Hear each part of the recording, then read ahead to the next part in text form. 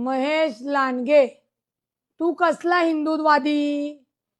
वाघाचं कातडं पांघरले म्हणजे वाघ होत नसतो. खरा वाघ आमचे अजित दादा आहेत. ते तुला तुझ्यासारख्या लबाड लांडग्याला कच्चा खाऊन टाकतील. चिंचवडच्या देवस्थानामध्ये मंदार महाराजांना गण लावून बोसरीच्या घराची एनओसी कोणी घेतली? आठवतंय ना? लोकांना आठवतंय. भंगार चोरणारे तुम्ही कंपनीच्या मशिनरी आणि भंगार चोरल्या तेव्हा औरंगाबादवरनं पोलिसांनी मध्यरात्री उचललं होतं, मुटकुळं करून घेऊन गेले होते. तेव्हा जे अजितदादा आहेत त्यांच्याच पांघरुणाखाली होते. विसरले का तुम्ही? सातत्याने उचलली जीभ लावली टाळ्यासारख्या बोलताय.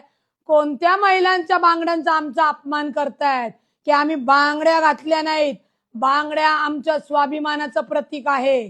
त्याच्यामुळे आम्ही ज्या अजितदादांच्या बहिणी आहोत त्या बहिणी तुला ठोकून काढू, हे लक्षात ठेवायचं.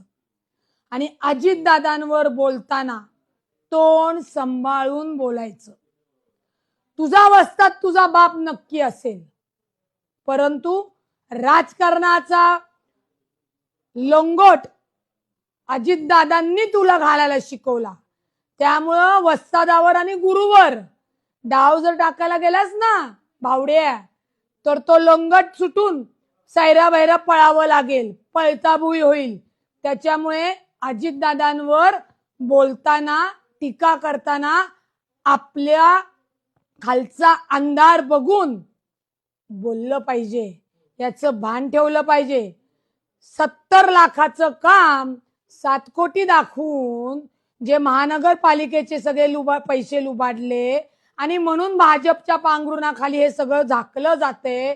म्हणून आज गुरुवर डाव टाकण्याचा प्रयत्न सुद्धा करू नये, हे लक्षात ठेवायचं महेश लांडगे. नाहीतर आम्ही सुद्धा घरात घुसून ठोकून बोलू. म्हशीच्या धारा काढत होता, म्हशीच्या धारा. लंडनला कशी काय कंपनी झाली? कुठनं झाली? धारा काढून झाली. सगळं निघेल, सगळं.